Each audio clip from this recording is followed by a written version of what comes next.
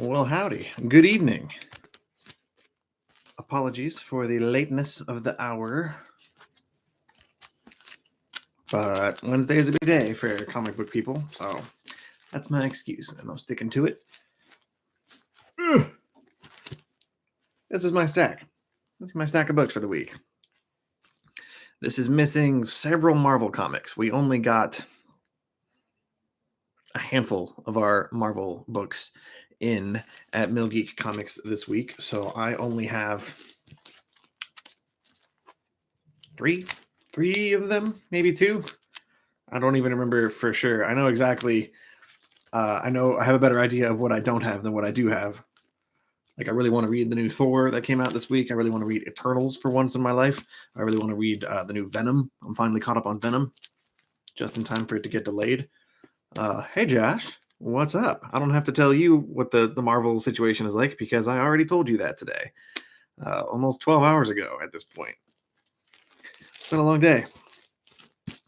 But yeah, this is a slightly smaller stack. There should be 6 or so more comics on the end of this. It's still pretty small compared to how I have been in the last few weeks. So, as I do every single week, I'm going to put this stack face down on the table and go through my pull list with you guys one by one and let you know what I think. I have probably read maybe half of these books, probably a little less. We'll see. The problem is I end up reading too much when I should be doing like literally anything else.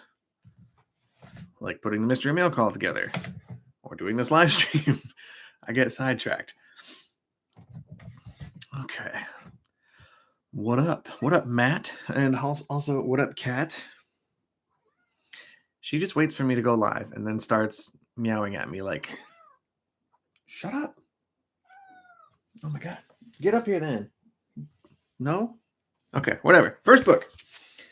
Ooh, okay. This is Joker. Joker number 13.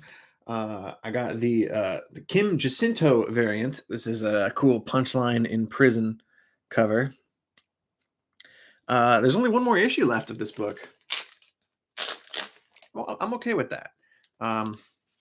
It kind of lost me for a little while in the middle. I wasn't the biggest fan of this run when it's all said and done, but I think it's building to a pretty cool conclusion. I did read this issue, and I do like it, although I don't know. I'm glad it's about to be over. Issue 14 is going to be, I don't know if it's the end of the series or if it's just James Tynion leaving the book.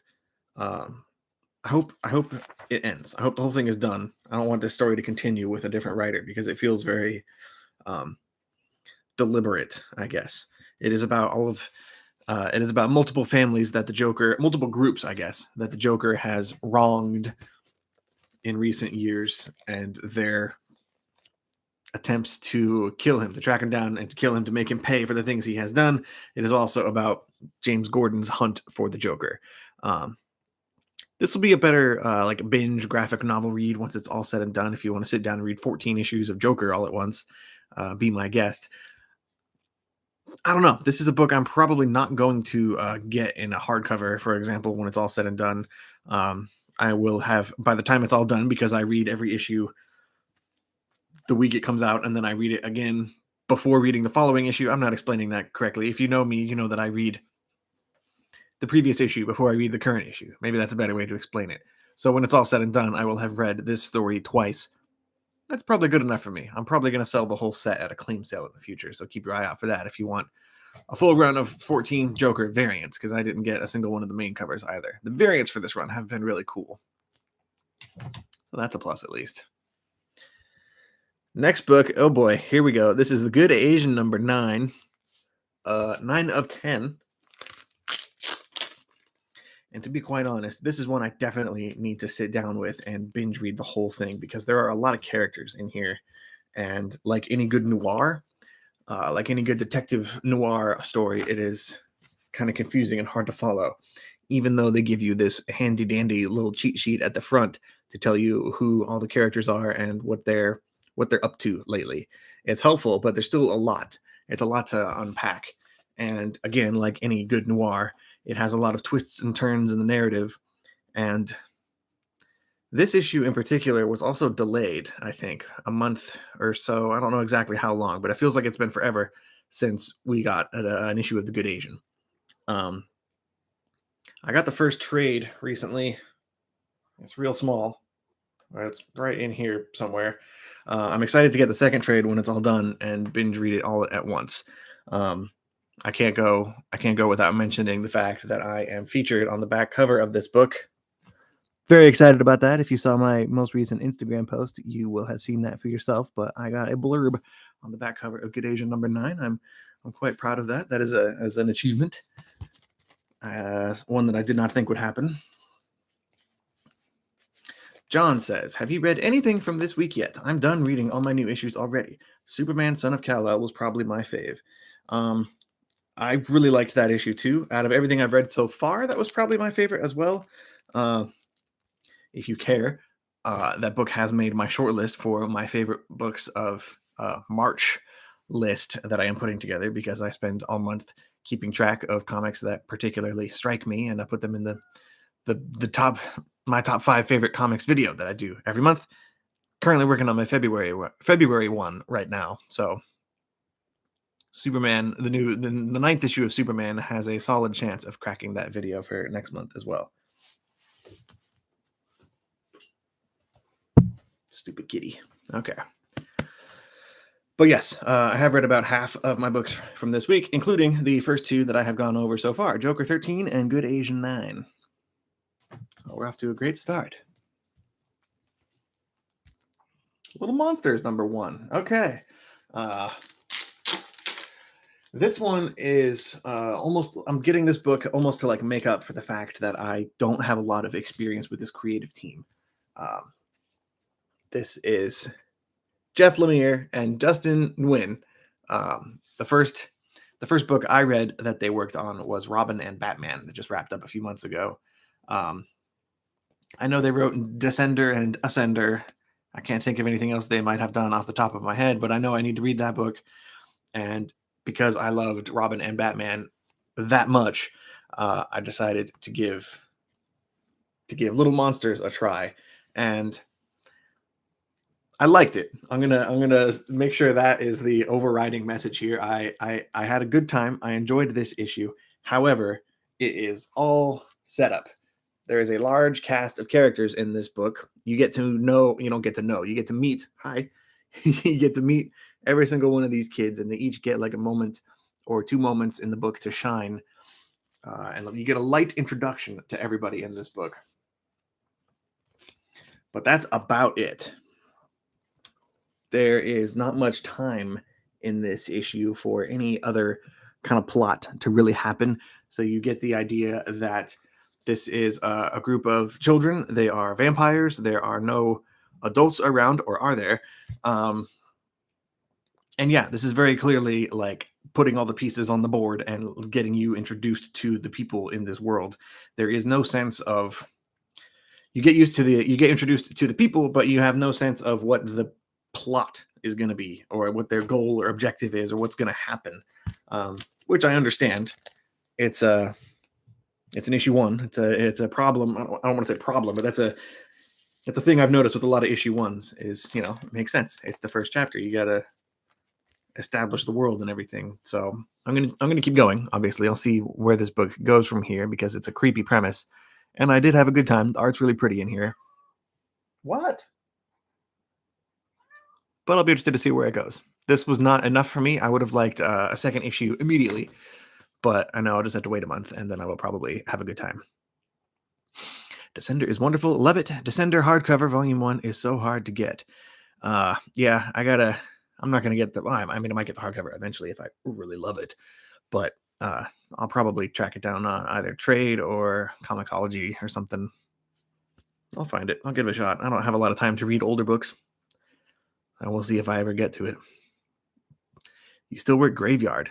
No, I do not work Graveyard anymore. It's been a long time, actually. I've been working full-time Comic Tom and Mill Geek Comics doing Mystery Mail Call stuff since November 2020, actually. Yeah, so it's been over a year now.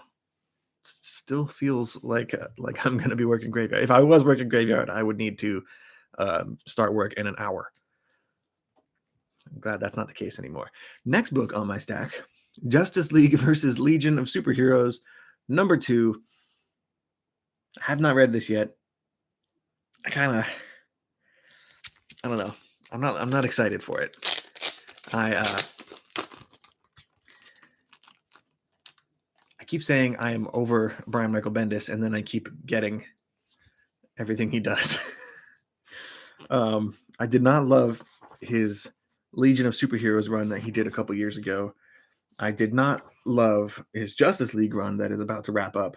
However, I am excited about this particular Justice League Legion of Superheroes story because it is focused around the Gold Lantern, who was introduced in the Legion comic as kind of a background character.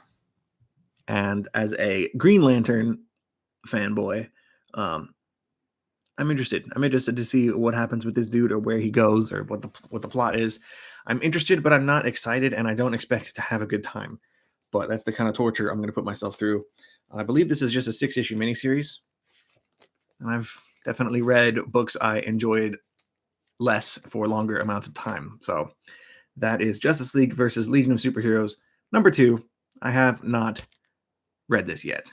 That'll probably be tonight or tomorrow or next month. Who knows? I did not love ... Is basically most people starting sentence with Bendis lately. Yeah, there's another Bendis book in this stack. Maybe it's this one. No, it is not this one. There's another Bendis book in this stack that I liked a little bit more, but we'll get to that later. This is Apache Delivery Service number 3. I have not read this one yet either. I did like the first 2 issues, like quite a lot. It's a cool war comic written by Matt Kent with art by Tyler Jenkins. I could have got that wrong, actually. What the hell do I know? Art and letters by Tyler Jenkins. Haha. So I'm glad I checked. I don't remember what happened in this book in the first 2 issues. It is a soldier in Vietnam who likes to be off on his own and do like recon scouting stuff. And I believe he found this creepy guy living alone in a cave. I don't know. It's just a cool book. It's from Dark Horse. I don't get a lot of Dark Horse stuff. I am getting several war books right now. It's fun. I'm definitely going to really need to read the last issue before I read this one, which is how I read everything. I might even go back and read all 3 at once because I'm having particular trouble remembering exactly what goes on in this comic. But I know that I like it. I'm having more and more success with Dark Horse lately. Daisy. Speaking of Dark Horse, this is Daisy number 4 of 5. I have not read this one yet, but I am very excited to.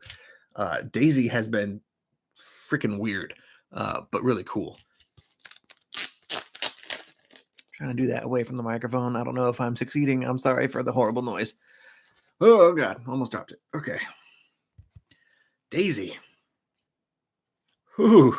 Okay. Yeah, I just opened to a very disgusting... I'm just going to show it. Why not? This guy. Bloody lying on the bed. I don't know what's going on there. This might be the guy who was attacked by birds in one of the previous issues. I don't know what's going on, but the art in here is really cool. It's kind of like a cult horror story, a religious cult horror story, which is a very particular niche subgenre that I really respond to. There's only 1 issue left in this book. I'm going to stop flipping through it because I haven't read this yet, but Daisy is really fun. It's going to make a cool trade paperback when it's all said and done, which is next month. Daisy. 4 of 5. I'm going to go through this other trade that I got this week. This is Wind Volume 2 from James Tynion and Michael Dialinus. Michael I had not read this yet. I'm going to put it right. Oh, no, it's way over here. There you go. Wind. Oh, no, reversed. Wind, number 1. I'm going to put this right on the shelf next to volume 1. And I hope to actually read these someday soon. I've been reading a lot of the newsletters on James Tynion's Substack and hearing him talk about this book. I never got this comic as it's he wrote this originally intended to be a series of like books, like graphic novels, to be released in bookstores for the young adult audience. But I don't remember who it was. It was either the publisher or the co-creator or an editor or somebody talked him into putting it out in individual issues. But I did not get the individual issues of Wind because I looked at it and said, "Oh, that's a kid's comic. Who cares? I'm not a kid. I'm a grown-up." So I never subscribed to this book as it was coming out, even though I love James Tynion dearly. He is my current favorite writer in comics. But it wasn't until I read the newsletters on his Substack and hearing him explain how he's had the idea in his head for Wind ever since he was in high school. And this is like the original story that was in his brain for most of his life. And I don't want to say as a writer myself, but as somebody who has had story ideas, kind of the same story ideas percolating in the back of my brain for the same amount of time since high school, I can, I don't know. I appreciate that fact. And it made me want to actually order those. And hopefully someday soon I will be able to read them. But at the rate I'm going, who knows if that'll happen. I still have this many books left in this stack. We've gone through this amount of books so far. So I'm going to keep going. Hopefully I'll be able to actually read all of this pile this week. And we'll see how it goes. Don't sleep on She-Hulk. I was surprised how good it was. I feel like I'm in the minority. She-Hulk is 2 issues in so far. It's not working for me. This is my first ever She-Hulk comic, so maybe that's part of why it's not really working for me. I don't know. Tell me why, I guess. I don't hate it. I'm going to keep getting it, but I don't really it's not clicking for me. I haven't really gotten hooked, I guess, yet. But I'm sure it'll happen. And I'm going to make a point. I keep saying it. I've said it like 3 times in this show so far, but I have the sensational John Byrne She-Hulk stuff on Comixology, and I would very much like to get the free time to actually read it, because I've been looking forward to reading that for a long time, but I just don't have the time to.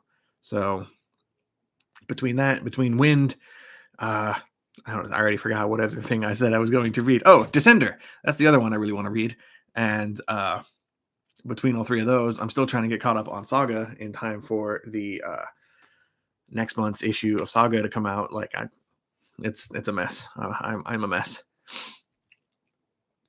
You're a grown up. Who told you that? I'm not a grown up, TJ. That's true. Don't sleep on She-Hulk. That will surely damage it, unless it's digital. It's not digital. Also, I feel like She-Hulk in particular. I was reading it and it had noticeably subpar paper quality, even for a Marvel book. I'd sleep on She-Hulk. She would make me feel safe. There you go, James. I don't know. Safe might not be the right word. She's a little scary. She's angry. This is Detective Comics 1056. Good Lord. That's a big number. I honestly can't remember if I've read this or not. I don't think I've read this one yet. Oh, I just ripped through the bag. That's cool. I think I just opened this for no reason. I have not read this yet. I just recently read the issue before this. This is the Arkham Tower plotline, which has got to be wrapping up soon. So I think this is chapter 9. It's a 12-part story. Yeah, part 10. So this is 10 out of 12. So this Arkham Tower story is almost done. I do really like it.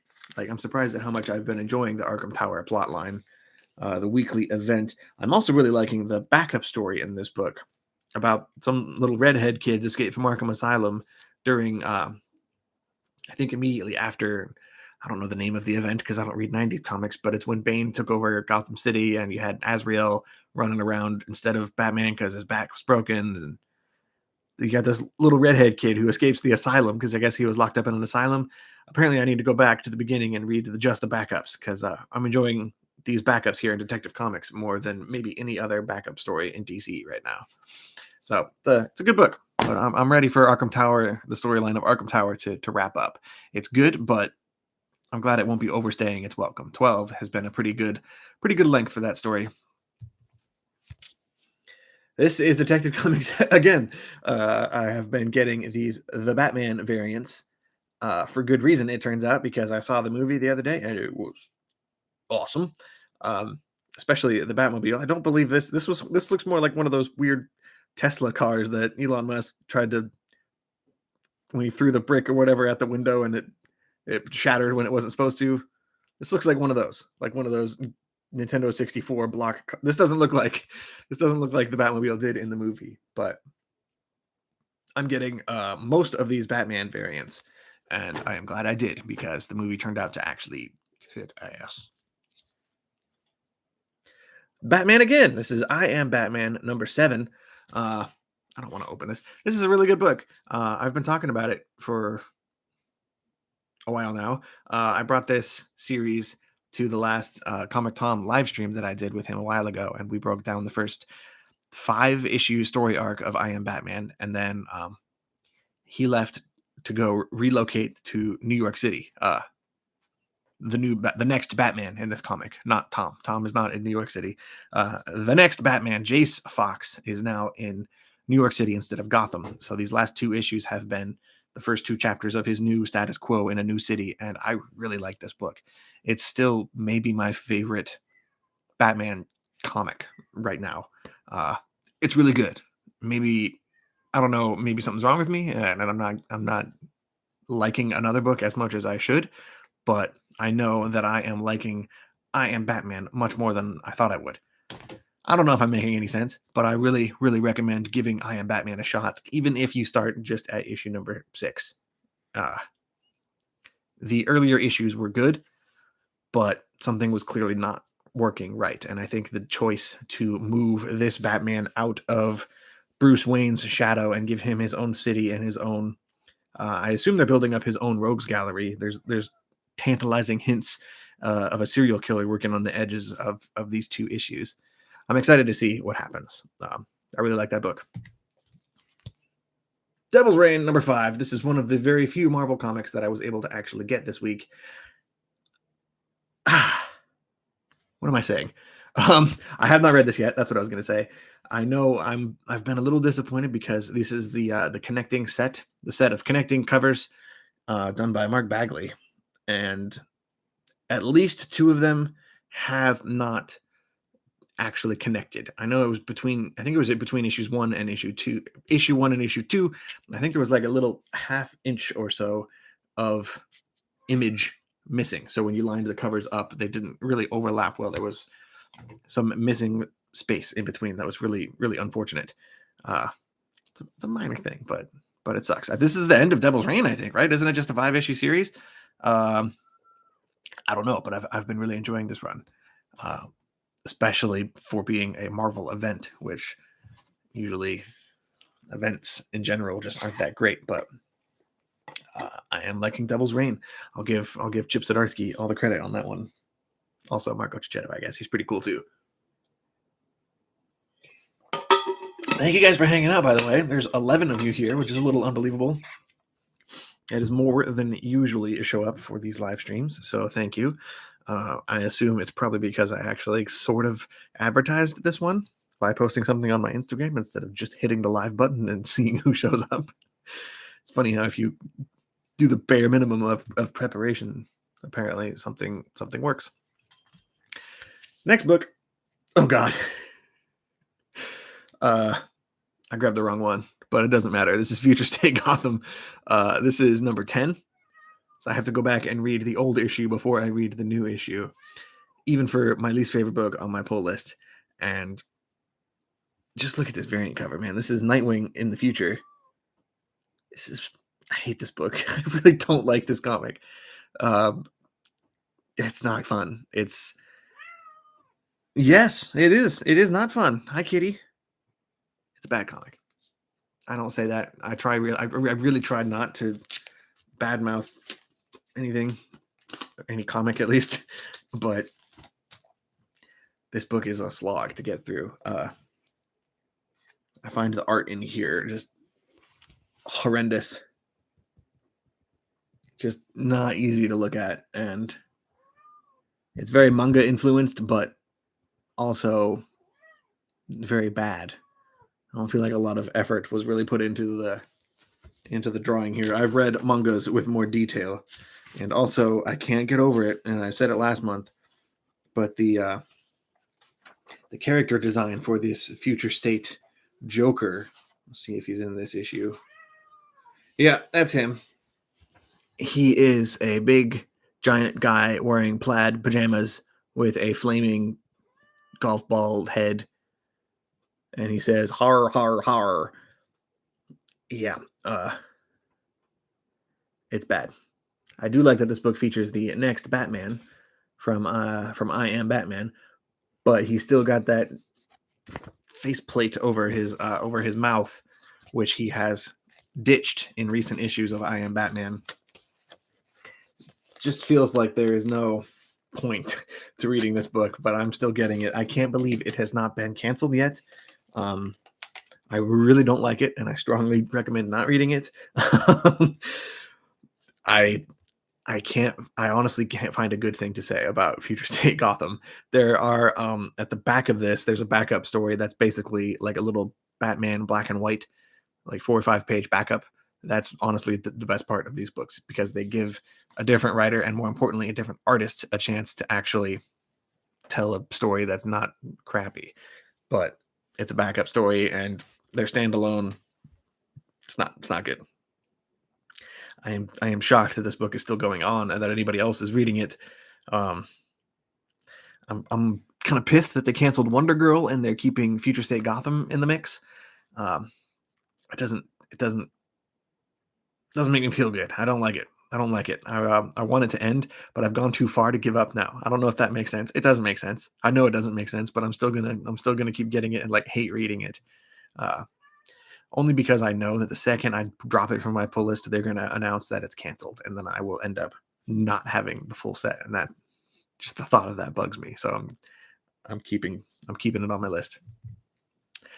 Don't try to make sense. Hello, art chemist. Here we go. Superman, Son of Kal-El, number 9. This is the conclusion to the 2-part Nightwing Superman crossover that Tom Taylor is doing in both of his books right now. And thankfully, this one is also drawn by Bruno Redondo, who I'm starting to realize that I think he is the secret sauce for why I really love Nightwing. I really love this Superman book as well, but Bruno Redondo brings something to the table, and having him here for this Superman issue really just kind of highlights that. Just the layouts and the entire art in this book. He launches his little, I don't know the word, his little swoopy stick up here to the side of the building and climbs up and has a conversation with these people on top of his apartment building, but the panels are part of the building, which I don't know. I don't know where Bruno Redondo gets like that never-ending just fountain of, it's like creativity, but it's also like playfulness. I don't know if that makes sense, but he just does what he wants, I guess, and it gives the book just a level of energy and like optimism and positivity that I really appreciate. I like these little diagrams that he throws in there too, just showing how Dick Grayson's like wingsuit kind of works, and then of course just the shot of him happily soaring through the sky. I don't know. This is just Nightwing is a really fun book. This is basically a Nightwing story, basically a Nightwing story, but in the Superman title. I don't even remember what the plot was about. I don't care so much. It's really good. I mean, it's a great comic, and it's like John and I were talking about at the start of the show. This is, out of everything I've read so far anyway, my pick of the week so far. It has made its way onto my list of favorite comics of March so far. I'm keeping a running total. There's only 2 books on that list so far. Superman. See, I slipped up. It's not Nightwing. It's a Superman book, but it feels like a Nightwing book. I have Superman on there, and then I have a different book on there that you'll find out when I release my top 5 March comics video, a little over a month from now, because I'm currently working on my top 5 February comics video, which should be out in a few days, less than a week, roughly. Editing sucks. Editing's really hard, and it's not hard, but it takes a long time. It's a lot of tedious work, I guess. It's much easier to hit the live button and just ramble like an idiot for an hour or half an hour so far. Anyway, thank you again to everybody that's here hanging out with me. I'm going to grab the next book on my stack. Naomi. Okay, and this is the book I was teasing earlier, the other Bendis book that I got this week. Naomi, season 2, issue number 1. This is the kind of stuff that Bendis should be writing. He's been disappointing me a lot lately. And I think it's because the Bendis voice that he does, that he has this very jokey, sarcastic kind of dialogue that he does, and it works best with younger characters, especially Naomi here, who is in high school. So that level of dialogue fits her much better than it does the Justice League and the Legion, and especially Joy Operations that Bendis has been writing for Dark Horse. The main character she's old. she's got gray hair and wrinkles. She's got to be in her early 50s or something. But yeah, as Chaos rightfully points out, this is a co-written book. Brian Michael Bendis and I know his name. I follow him on Instagram. David F. Walker. There we go. I noticed the same thing when I think about Scott Snyder as a writer, as somebody who wrote a lot of things that I really liked back in the day. Looking back on it, I realized that the things I like most with Scott Snyder are the things that he wrote with somebody else helping him. The only book that comes to mind right now is Undiscovered Country, which he is co-writing with Charles Soule. And I think having another person there to bounce ideas off of and to collaborate with and to make sure both of you keep each other in check, I guess, is something that I really missed. It makes Naomi work in a way that a lot of Bendis's solo stuff really doesn't hit on that same level. And yeah, as Nicholas is saying, Jamal Campbell brings all of this to like a whole nother level. This first volume of Naomi was my introduction to Jamal Campbell, but I also followed him onto the book Far Sector, which was awesome. As a Green Lantern fan, I really enjoyed Far Sector. But also this book of Naomi, it's off to a really good start. This is going to be another 6-issue season, I guess is what they're calling it. And yeah, there's some cool double-page spreads in here that give this book a different sense. It hits a little different.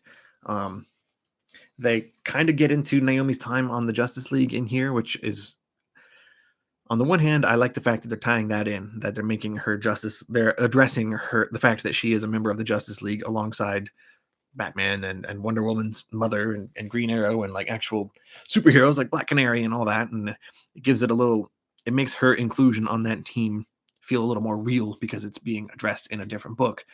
But at the same time, the group Checkmate is mentioned here, like that book that Bendis wrote, which I really didn't like. And I mentioned this, I think last time I was talking about his Justice League book, where he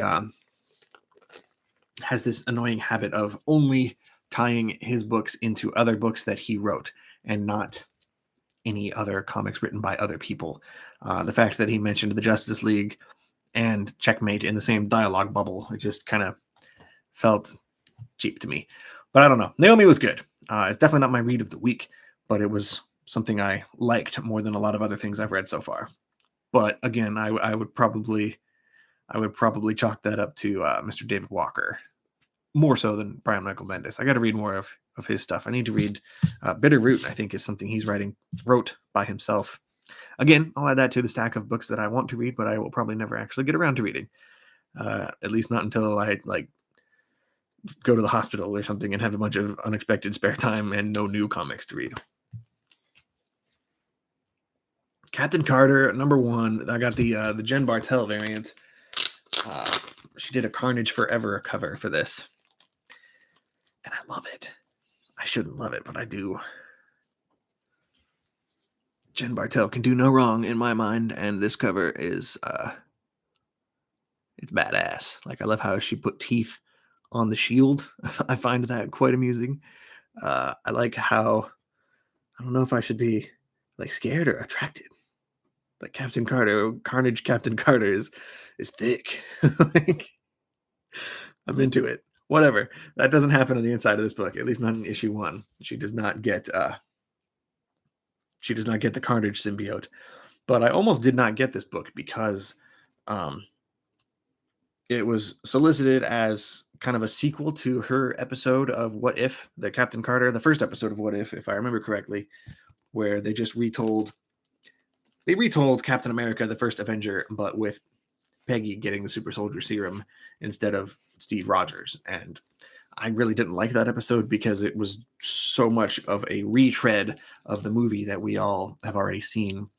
And I felt like that episode didn't really lean in enough into what made it different, I guess. It felt way too similar to the original Captain America movie and not enough what if stuff in there. So it left a sour taste in my mouth as far as Captain Carter was concerned. And I almost didn't pick this book up because of that until I remembered, like, I want to read more stuff. I want to try new things. I'm trying to actively read things that I don't necessarily feel the immediate draw for, and it worked out in this case. This was actually a really good book. I enjoyed what they did here. It does what you do with Steve Rogers as well. After both of them fight in World War II and they fall in the ice and get frozen, that's where the episode of What If ended. But then this book shows her getting thawed out in the modern day and dealing with the current world. And it feels like now we are finally going to start diverging from the main Captain America story that we already know. So I'm excited to see where that book goes, and I'm pleasantly surprised because I wasn't expecting to have a good time with that book. Nicholas says Ultimate Spider-Man and Alias are his peak, Bendis, but mostly because he didn't need to care about other books. For me, I have not read Alias yet. I add that to my list. It's been on that list forever, actually. Ultimate Spider-Man, I do love. Right here. And I'm also a ginormous fan of New Avengers. His New Avengers run from the mid-2000s. It's one of the first ongoing books I was reading in graphic novels. Probably 2010-ish. I loved it. It made me. That's what made me really fall in love with Bendis and like that era of Marvel Comics as a whole. Did I get New Masters number 2? I did not. No, I missed the boat on New Masters. Everyone said it was really cool, and I skipped it because I'm dumb. I get stupid stuff like Justice League versus Legion of Superheroes, and I skip out on cool indies like New Masters, and I don't find out until after the fact that they're good. I guess I never made that connect that it was him as Naomi's co-writer. Bitterroot is amazing. Yeah, okay, that's good to know.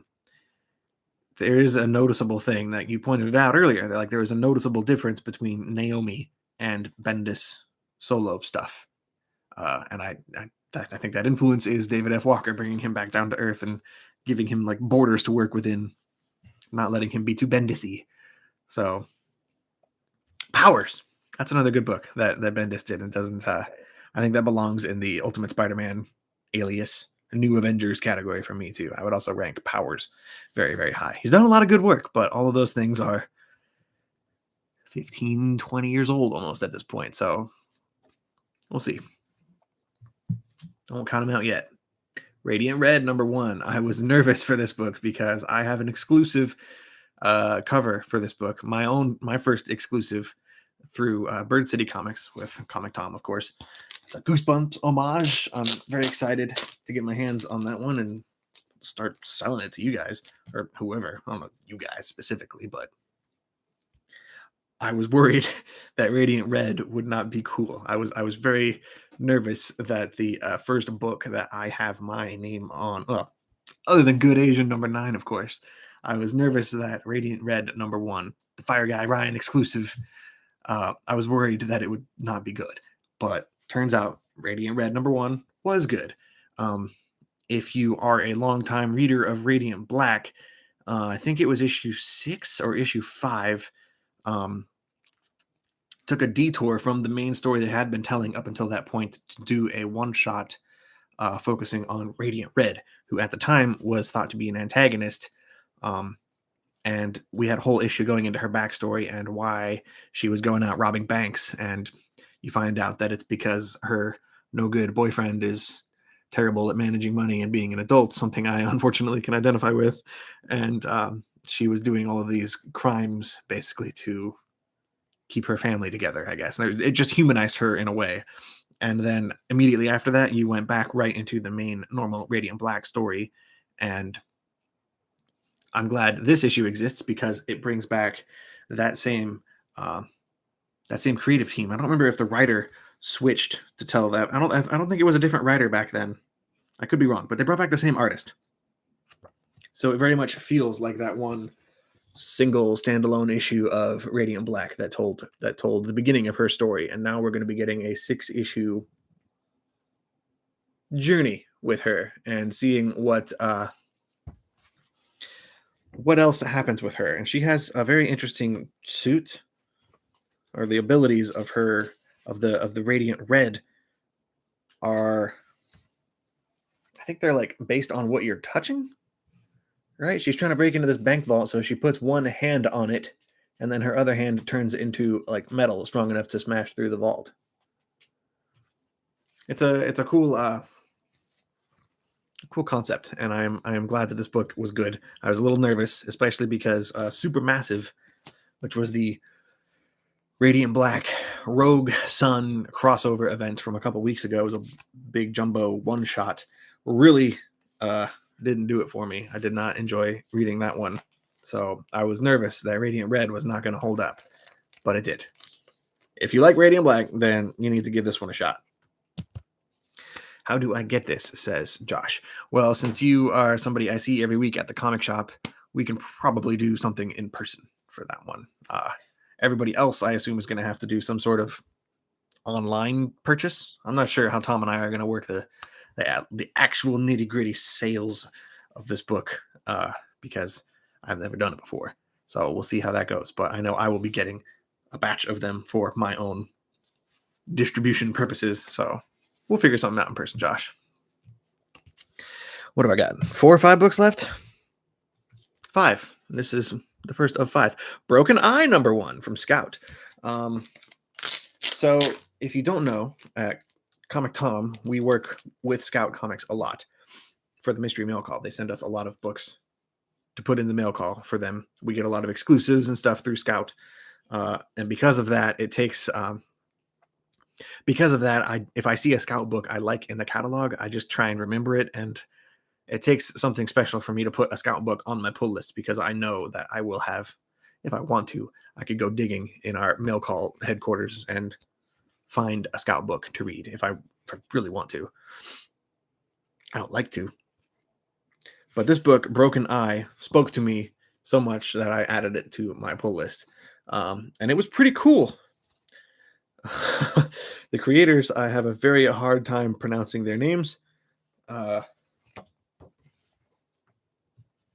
Martin Extaberia and Xavier Extaberia with, what is it? Art?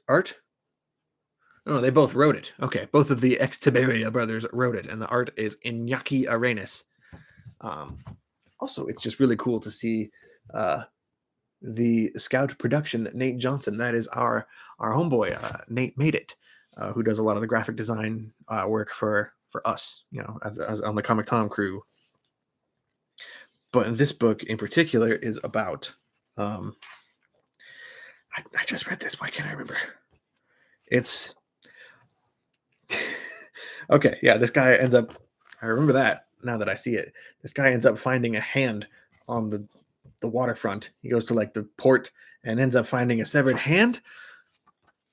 I should remember more about this comic. It's these two brothers, I think, who are living in Liverpool in the 70s, and there's a lot of like post-war like grief and depression, and there's some stuff going on with the Irish mob, and it's a hard one to explain, which is why I'm having trouble remembering it already.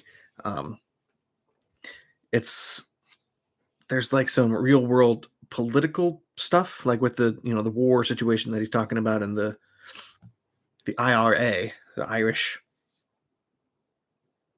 something army, I believe. I can't remember. Whatever. I don't know my old timey gangs, but he's got this eye thing that I think is letting him see ghosts or other dimensions. I believe that's his dead mother that he's seeing with this like broken eye, which I'm assuming is why the book is called Broken Eye. It's a very strange book. It's a very Ryan book.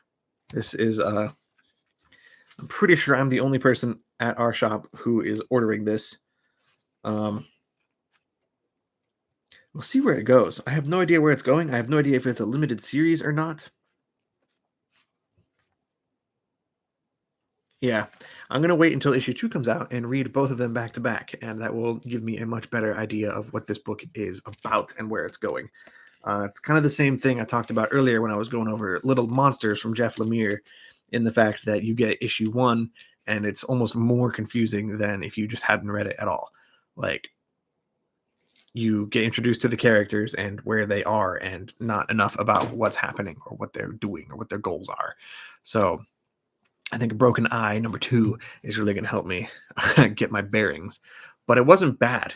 I have a pretty, for Scout Comics in particular, I have a pretty high bar, I think. And that one is, I'm glad it's on my pull list. I was worried that I would order it for nothing. I don't know if I'm making sense. I'm just rambling. I'm going to go on. Hit Me. Okay, this is a AWA Upshot book. Hit Me is a 5-issue miniseries about, I guess she's a sex worker, and her job is to get hit by people. You pay her money and you get to beat her up. I want to show you, but there's a lot of, there we go. I can do this first page. The very first panel, which I really appreciate. The very first panel is a bruise, a very close up of a bruise. So it's hard to tell, but you can see her after a job, and she is covered in bruises all over. A black eye, handprints. She is, her name is Lulu, if I remember correctly, and she is she's pretty badass. And she gets this meeting with this client, and they meet in a casino. And Irish Republican Army. Thank you, Paul. Lulu meets this guy in a casino hotel room, but when she goes up to the room, it turns out there's a second guy in there. And right when she's immediately like on edge and paranoid, like this wasn't part of the deal, this wasn't part of our arrangement. And it turns out one of the guys pulls a gun on the client that she recognizes, and he gets shot, and her like bodyguard guy ends up shooting the guy who shot the guy that she knows. And it turns out the guy who set up the appointment with her had a bag of diamonds with him. So she suddenly finds herself in a room with this bodyguard / personal trainer of hers, the two of them, and 2 dead bodies and a bag of diamonds. So she decides to take the diamonds and run. And that's a really cool setup. And I don't know where this book is going to go. I assume it's going to be her running away from various mob people trying to get their, I believe it was $1 million worth of diamonds or something like that. That's a lot of jewels. I don't know jewels or money like that, but people are going to come looking for what she has stolen. So it'll be a cool 5-issue series. But I knew that going in. It's AWA, and they don't really do a lot of bad books. Speaking of bad, this is written by Krista Faust, who wrote Bad Mother from AWA, which is a favorite of mine that they have done. And the art is by Priscilla Petrates, who did the art for Chariot from AWA, which is the first book that they have that has been optioned. It's got really cool art in there. Priscilla is a good artist, and I'm excited to see how that book progresses and wraps up, because it'll be over before you know it. 5 issues. Monkey Meat Number 3, I don't know why I'm still getting this book. It's a 5-issue miniseries, I believe. Each issue, it's an anthology book. I don't remember what exactly happened in the first one, but the second one was about a kid who was walking down the hallway and this magical energy drink was started talking to him from a vending machine, and he drank the energy drink and it gave him superpowers and turned him into like Super Saiyan basically. And it's just nuts. Each issue, the first issue was actually about monkey meat, and then at the end of it, they were the company who makes the monkey meat, the Monkey Meat Company. Actually, it's the name of the company. They created, I believe, they created this energy drink, and that was like how they led into issue 2. But it's basically an anthology series, and I can't remember if. Oh, I mean, I'll know once I reread issue 2 and go back into number 3 here, but I don't know how they set up number 3 and or what's coming. But I kind of like that I don't know. Can't show you that. That is nudity, I think. It is written and drawn by Junie Ba, who has this insane like graffiti art style, which is the main attraction of this book for me. It's just so unique, and the story so far has made no sense, but it's not unpleasant. I don't know if that makes sense, but this issue appears to be about a giant troll man. Let's hold that better. There we go. I have no idea what's happening. I kind of enjoy the fact that just flipping through these pages does not spoil it for me. I don't know. It's hard to describe. It's an interesting book that like I don't fully enjoy it because the story is like so bananas and out there. At least in the first 2 issues, it didn't make much sense. But the art is really fun and definitely unique. And I appreciate the fact that it is written and drawn by one person. That automatically bumps the book up a notch or 2 whenever a creator is a single creator like that. It's a mini series. I think it's 5 issues. It might be 6. It's limited, so it will. Oh yeah, there's a troll under the bridge. That makes sense. This will end soon, so I can handle a little bit of weird. It's an experience. And I definitely enjoyed issue 2 much more than issue 1. So hopefully that trend will progress. And number 3 will just be the best thing that I've ever read in my whole life. I don't think it'll be that good, but we'll see. All right, I got 2 books left. And this is Primos, number 2 of 4. Another book from AWA. I have not read this one yet. I'm not even going to open it. I don't remember exactly what Primos number 1 was about. It was about these 3 cousins who... There's like some ancient aliens involved in here. I think the premise was that like the Mayan pyramids or something, the ancient Mayans who built the pyramids down in Central America, South America, wherever those are. I'm not doing very well with this explanation, but they were actually ancient aliens, and some of them blasted off into space and then finally came back to Earth in the modern times, only to find out that their civilization has become extinct. And then something superpowers. It's a very unique book, but again, it's AWA, and I rarely get disappointed from anything that company puts out. Primos is no exception. It's unlike any other book I've read. It's got an extreme, obviously you can tell by the cover, by the Spanish down here, it's got an extreme Latin flavor that I really appreciate. It makes it stand out. It's unique. It's just fun. It's one of the, as far as I know, it's one of the only AWA books that has a ratio variant. I saw today at Mill Geek we have a 1 in 15 cover for Primos number 2. And I don't think I remember seeing any ratio variants for other AWA titles in the past. It is one of their higher selling books, if only because I think there is a demand for more diverse, not just creators working in comics, but also just the stories that they tell. Like, this book is steeped in that sort of flavor and culture, and it's interesting, it's different, and those are my like two favorite words when it comes to stories, comic stories. Last book, King of Spies, number 4. Have not read this yet. I am glad that it's over. This was not my favorite series. It was a little too silly for me. The premise with King of Spies was that it was about a government assassin, secret agent, operative guy who did a lot of shady government stuff over the course of his career. And near the end of his life, he gets diagnosed with some kind of cancer, I think, some disease that gives him 6 months to live, some sort of deadline on his life. And so he makes the decision to go around and try and like correct a lot of the bad things he did. So he goes around and assassinates a lot of political leaders that he had done favors for, and tries to correct mistakes that he made in his life. And I liked the premise of that, but the execution of this book has been a little campy. It's been a little silly. Let me see if they're in here. The biggest offender, the biggest example of this silliness is I don't know if they are a husband and wife or brother sister. It's a male and a female, and they're like an assassin duo. Yeah, here we go. They get in some kind of accident, and the lady's arms get blown off and the man's legs get blown off. So she decides to wear him as like a backpack.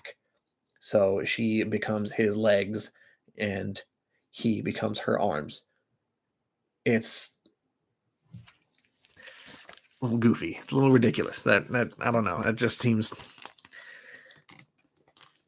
I wanted it to be a little more realistic, and that was like a bridge too far for me. Seeing that weird like Transformer character like gave me a bad taste. So I'm glad it's a 4-issue series. This last issue is a $6 book instead of a $4 book. It's definitely thicker. So really, you could maybe say 4.5. I don't think this counts as a double size issue. So yeah, 4.5 issues is about how long King of Spies ended up being. I do think, since Mark Miller, the writer, has a production deal with Netflix, I think King of Spies would make a pretty cool movie, and I would really like to see Pierce Brosnan play the main character. Like, he's an ex-secret agent, and Pierce Brosnan is literally an ex-James Bond, and he's about the right age to play this old guy here on the cover. I think he would kill it. I think I would very much like to watch that movie way more than I would like to read it. That level of action, I don't like reading that. I don't like reading comics that are just action movies in a comic book. It's one of the reasons that the early issues of Berserker did not work for me either, because they were just action, just carnage and people shooting each other and lots of blood and severed limbs, stuff that I would have liked in my early teenage years, but not so much in my 30s. So King of Spies, I want it to be a movie already. I wish it had just jumped straight into a movie, because I think it's a cool premise. It was cool enough for me to put it onto my pull list in the first place, but the specific way the story is being told in the comic book is not for me. It's a well-made book. It's written well. It's drawn by Matteo Scalera, and I think the art in there is really good. But it's just not my thing. Not for me. I'm gonna finish taking this glove off, and we're done. That's all I had. This whole stack we went through in about an hour. Actually, 59 minutes or so at this point. Again, I think I've roughly read about half of this book, half of this stack, and my favorite so far, and probably my favorite for the week, is going to end up being Superman, the Son of Kal-El, number 9, which is a series that I think more people need to be reading, especially if you are not a Superman fan. And there are not enough Superman fans in the world, because honestly, not enough comic book writers know how to write a good Superman story. Unlike me, of course. I could totally write a good Superman story. What the hell do I know? I'm going to get off here because it's late. I'm going to try and read the rest of this stack. I need to go wash dishes, but I'm probably not going to do that because I'm a badass. Chores are for nerds, unlike comic books. So yeah, I'm gonna head out. I will see you guys later. Thanks for hanging out with me.